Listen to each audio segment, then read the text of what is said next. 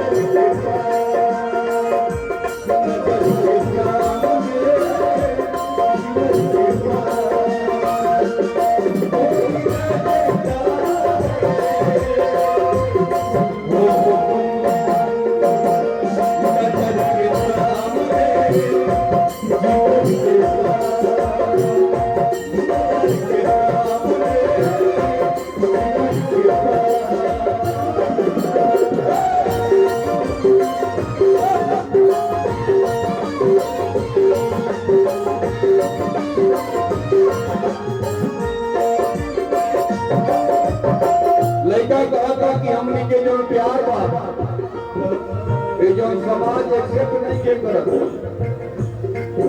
कैसे लड़का कहले था लड़किया से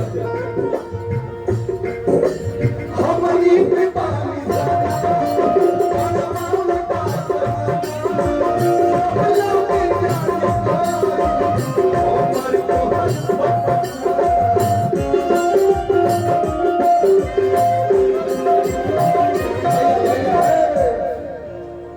लड़का कैसे लड़किया से कहले बा हमनी के बानी सना बोला बा जमाना सब लोग जान गए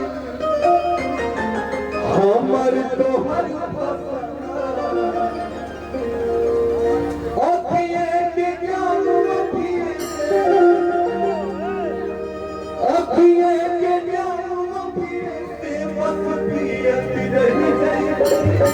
आवे के बाटे बोल में तू